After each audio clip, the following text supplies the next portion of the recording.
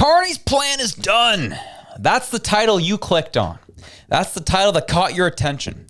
And quite frankly, it's teetering. It's taking a massive blow.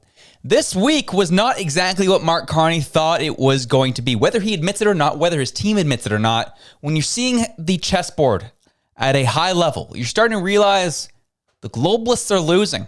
The globalists are panicking. The globalists don't really know what to do, and they're trying to figure out how they're going to adjust to the positions and the moves that Donald Trump and the U.S. have made on that chessboard. The globalists have not been very fond of Mr. Donald Trump. We've seen it. What is, at least, some people who watch this show who may be left-leaning and hate Donald Trump at this point. Why do you hate him? Why do you hate Donald Trump so much? What are some of the things that come to mind, right? Because a lot of what you say, well, some of it is, he just does things that just upset people. That is one thing. That's the Donald Trump personality. But as well, there is something to consider, is also our media has conditioned us to hate him. The media that is run by these globalists. So we're going to be talking about that today. Mark Carney's plans and his globalist friends are now trying to figure out, what do we do? How do we do this?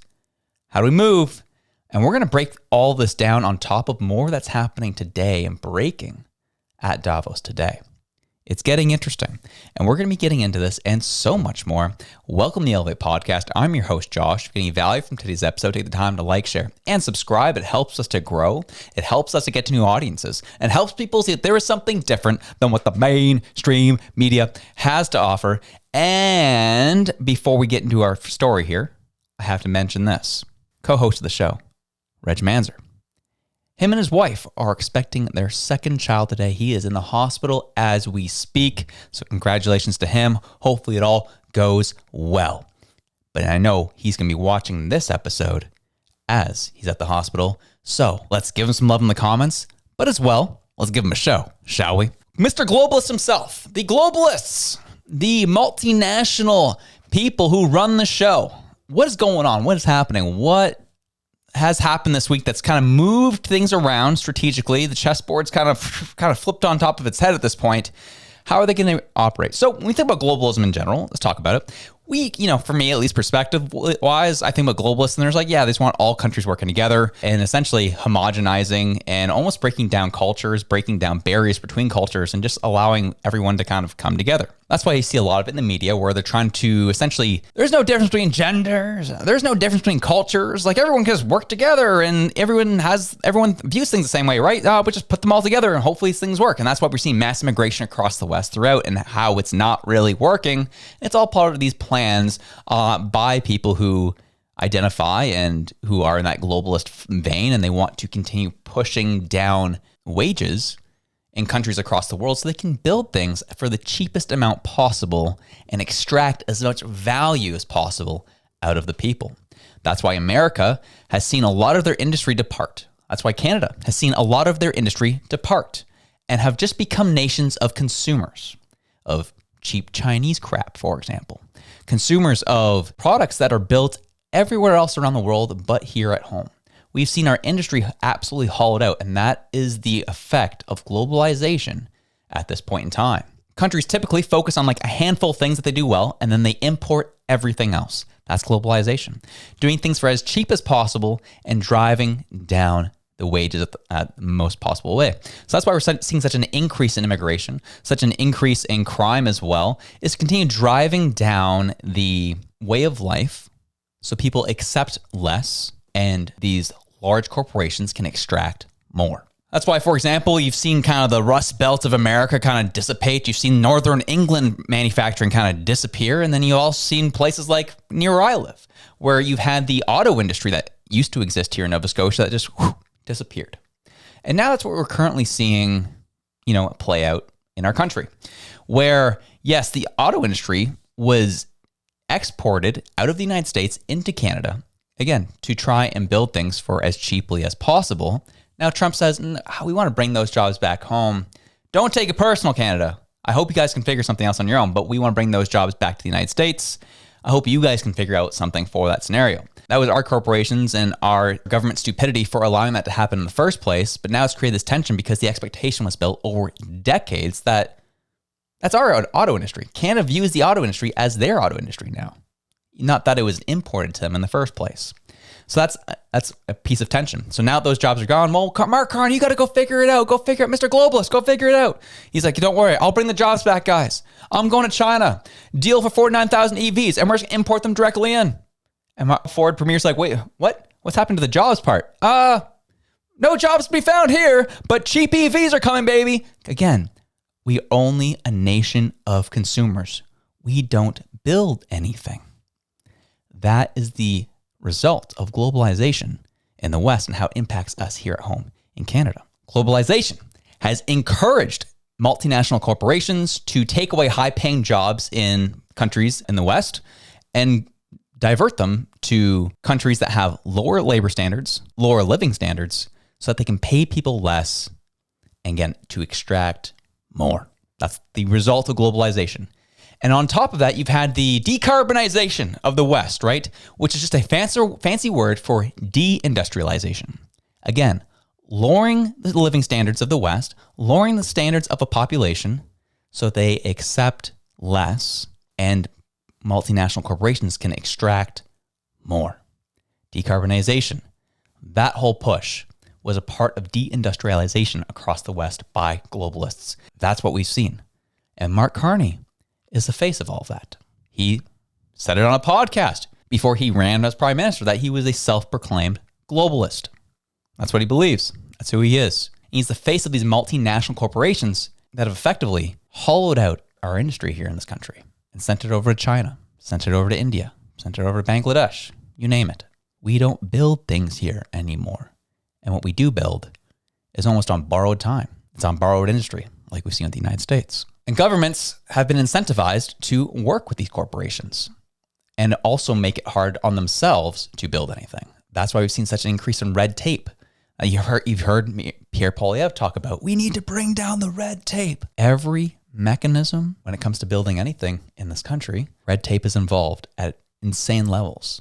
Just the amount of paperwork, approvals, you name it, you have to get to maybe build a home, maybe build a factory, or build any type of infrastructure, the amount of hoops you have to run through, or even to develop energy, all the hoops you have to run through in this country to do it.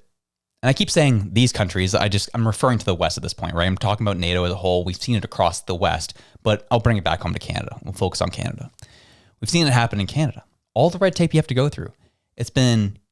Our governments have been convinced by these national corporations that is the way to go, so that, again, these corporations get rich, we impoverish our people, and it's all under the name of decarbonization, all in the name of green technology. We need all of this paperwork so that we can be green. No, this has been a tool of these multinational corporations with globalist interests to extract as much as possible and give back as little as possible and hollow out our industry in the process. Because we heard it yesterday from the vice premier of China. He said that China wants to be the global market. We want to be everybody's market. China is the center hub for industry right now. That's why Trump's trying to bring it all back. It's been all shipped to China over the past 30 years, 40 years, and they've taken it all. And they say, we want to be the world's industry. We want to be the world's market because that will make them and keep them a superpower. Of course they want to do that. Of course they don't want to give the industry back to these countries because that's power. And you can build those things, all these products in China for very cheap because they don't have any labor standards. So of course they can do it and get away with it. And then they dump it into these different markets. They tank our industries in the process. Again, you've heard these talking points. Now it's all being brought together now of how this all works. Even the German chancellor today called out, again, this paperwork that the West has been choked up and lost out on opportunities to develop their own energy, develop their own industry, and develop their own manufacturing. Listen to this. We are aware of those problems. Both Germany and Europe have wasted incredible potential for growth in recent years by dragging feet on reforms and unnecessarily and excessively curtailing entrepreneurial freedoms and personal responsibility. We are going to change that now. Security and predictability take precedence over excessive regulation and misplaced perfection. We must reduce bureaucracy substantially in Europe. The single market was once created to form the most competitive economic area in the world, but instead, we have become the world champion of overregulation. That has to end. That overregulation was on purpose. It was very purposeful in order to weaken the West, weaken our markets, and empower these corporations. That's what we've seen. And we know and we've seen that groups like the World Economic Forum, as we see plastered behind this individual here, has been the face of this globalization. They want to do more of it. That's what this thing was formed to do, was to how to increase globalization and increase power into a select few. They're the group that's continued to push for decarbonization of the West, deindustrialization of the West, a managed decline, as some would say, of the West, so that they can funnel power to themselves and ultimately build a monopoly. This brings us back to our Prime Minister, Mark Carney. He's the face of globalization. He's self-proclaimed a globalist. And we think about one of the initiatives that he was head of. Let's think about this. If you remember it, the Net Zero Banking Alliance. Remember that? The thing that started in 2021, having banks only invest into projects that were net zero, projects that were green. You remember that whole thing? And that just fell apart in 2025. And the reasons was Donald Trump got elected and he kind of put a kibosh to what they were trying to do. And they had to now focus on traditional means of power, energy, and conventional projects. So net zero banking initiative went out the window. Mark Carney's pet project. That was his thing. Boom, gone. Donald Trump did that. But secondly, the pivot was made because of the AI race. You're probably going to start hearing it more, and you're going to start hearing this trend throughout our political circles in this country, and as well as through these corporations. You're not going to hear much of green energy as much. You're probably hearing it less and less lately. It's because these corporations, as they're engaged in this AI race, require conventional energy. That is why you're hearing this less and less. We think about the MOU with Alberta. All right, we're going to build a pipeline, but it's also going to have all this carbon capture technology involved with it because all the carbon capture technology is linked to Carney's investments. So that was put in there. But the one peculiar situation was Carney really had to bend the knee to Alberta and get rid of the clean electricity regulations. That was a big part that a lot of people on the left were super upset about him doing. He didn't do that to bend the knee to Alberta. He didn't do that to, all right, I guess he dressed it up as if this is a concession we're going to give to Danielle Smith. This is like a concession we're going to give to Alberta. That's not why he did it. He did it because his business connections, his globalist connections, need to build AI data centers.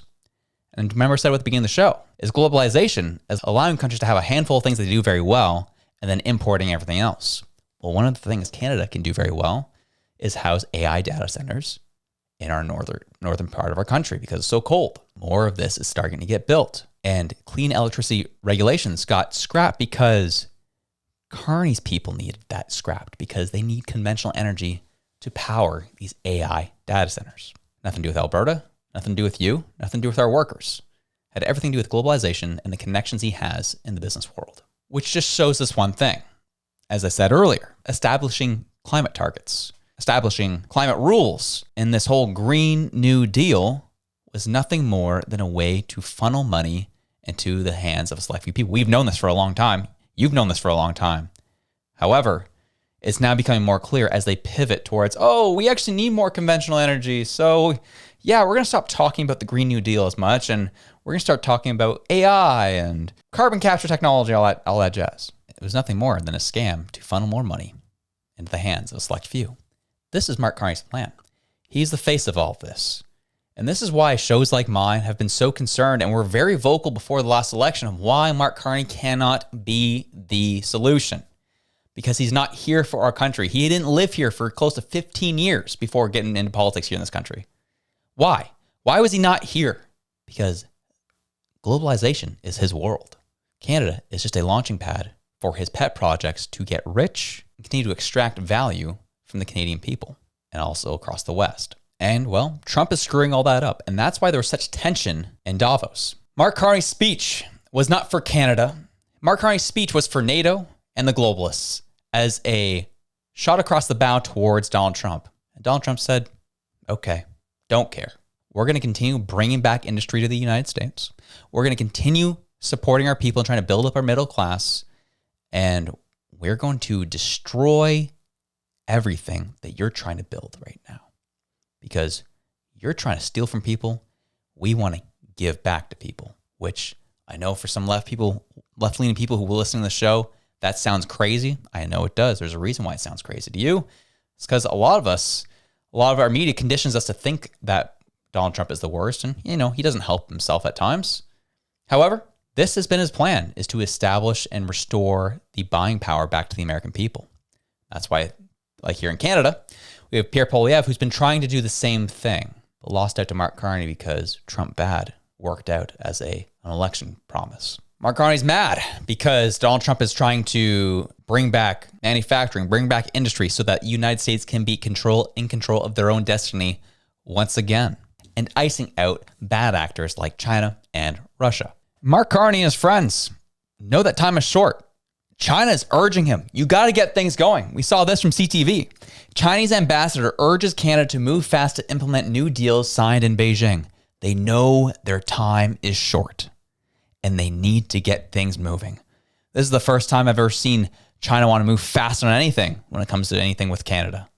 And this is probably going to be the first time we ever see Mark Carney actually move at speeds that we have never seen before. And that's why he just left. He did a speech and bounced to show Donald Trump. That's how it was packaged. The reason being is him and his globalist friends are really ticked off at Donald Trump. And the whole Greenland situation was another shot to their plan. Because it's, again, establishing more dominance for the United States and taking away from the globalization plans of the elite. This is not good for Mark Carney. So he hops on a plane and bounces. Remember, the news headlines that were saying that Mark Carney is supposed to be part of the Board of Peace. Well, Board of Peace was signed today. And do you know who was not in attendance? Canada, Mark Carney. Because they're too busy having a fit over what has happened this week. Mark Carney is very upset. And he had to fly back home to Ottawa to figure out what the next plan is going to be. What are they going to do? How are they going to adjust to Trump doing all of this? It's causing some large problems for Mark Carney and his overall globalist ideals and plans. If you don't believe me, look at Commerce Secretary Howard Lutnick. He called out Mark Carney on Bloomberg from Davos, calling Mark Carney out for having a fit and whining for the way things are currently going. Mark Carney's done a good job of masking his frustration as disappointment as a Canadian. It's never been about us. It's always about his grander plans. Bringing me back to my point from a couple days ago. That speech was the most comfortable I've ever seen Mark Carney. He's never been that comfortable giving a speech in Canada. It's because Canada's not his people. The globalists are. Listen to Howard Lutnick here. And Canada is just thinking in this arrogant kind of thought. Well, but just to build on what John is talking about, it's a style question. Can you get the same results without using words like calling leaders weak or their economies decaying, right? Is it necessary to provoke the visceral feeling that we feel among a lot of leaders here and in conversations with international investors? I mean, is there any other way? Is that style more harmful than it is helpful? Well, I think it creates listening. Like people pay attention to it and listen to it. If you just sort of blend in, no one hears anything in Davos, right? Everybody says the same blah, blah, blah, blah, blah. And if you need to break out and you need to say it. So my view is, right, that Canada has never expressed to the world that they have the best deal, the second best deal in the world. The best deal in the world is Mexico, because remember, they have USMCA, which means 85% of the Canadian economy comes into the United States for zero. And there he is complaining that he's going to go to China and improve it. What's he going to do? China's delighted to sell to him. But do you think China's going to open their economy to accept exports from Canada? This is the silliest thing I've ever seen. They have the second best deal because Mexico's got a little better deal. They have 25% on the extra 15%, whereas Canada's got 35% on the extra 15%. But give me a break. They have the second best deal in the world. And all I got to do is listen to this guy whine and complain playing. Mr. Secretary, in fairness, you've seen from the airplanes, you've seen about a 30% decline in Canadian visitors to the United States, if not significantly more. You've seen a similar type of decline from China. European travelers inbound have come down. There is a sense that people do not want to come to the culture of the U.S., and there is this anger about it. And I just wonder if you think that that's just temporary, or you just sort of dismiss that, or you think it's irrelevant to the actual issues. I think what that is political marketing, right? The Canadians have the second best deal in the whole wide world. If they continue this path, right, which is a political path of a certain thing, I'm going to go fly to China, I'm going to open up my markets to China, I'm going to take Chinese electric cars and do all sorts of this stuff, then when USMCA gets renegotiated this year, sort of like towards the end of the summer, in the middle of the summer, do you think the President of the United States is going to say, you should keep having the second best deal in the world? I mean, you guys are such great friends. I mean, they are playing with a set of rules that they haven't really thought I can through. hear it in your voice. You hear it from Howard Lutnick there. He's really excited about renegotiating USMCA CUSMA. Very excited about it. Because they've seen how Mark Carney's been acting. And it's not going to go well for us. This goes back to the point of, again, Mark Carney lived outside of our country for over 15 years, then all of a sudden came back because he wanted to be prime minister. Why? Well, we know why. He uses Canada as a shield, uses Canada as a facade to attack Donald Trump, attack the United States, attack what they are doing because they're disrupting the globalization order. They're not happy about that. So Carney's just using Canada as a prop, using Canada as a shield, using Canada as a mechanism to go after the likes of the U.S. And if we get caught, and we will, because it's the way Mark Carney's going, keeps stirring the pot, keeps upsetting them, keeps poking the bear, Canada's going to get a very bad raw deal out of this. And Mark Carney's going to get voted out, say, oh, too bad, so sad, and he will leave. His family doesn't even live in our country. They live in New York. They don't even live here. He just comes because he has to be here.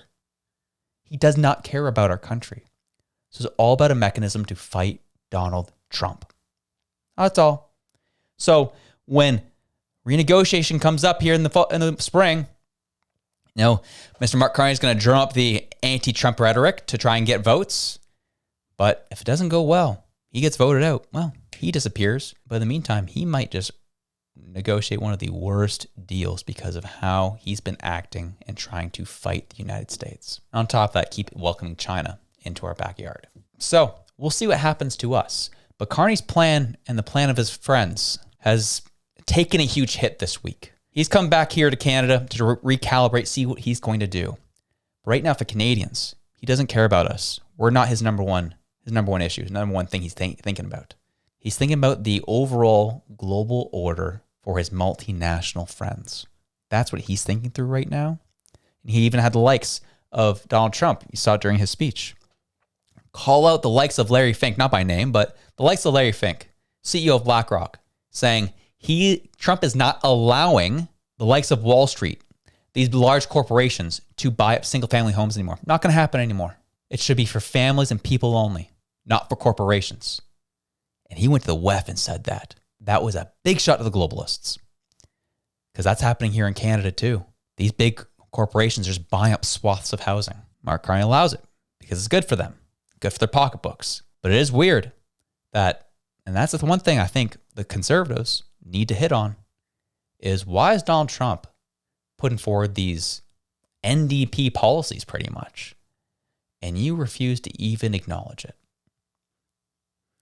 That's the question that should be posed, and Mark Carney is incredibly frustrated, and he doesn't know what to do next. So it will be fascinating to watch. However, we need to keep applying the pressure so that he doesn't use us and our beautiful country as a weapon that ends up just being collateral damage in his great quest for global fame.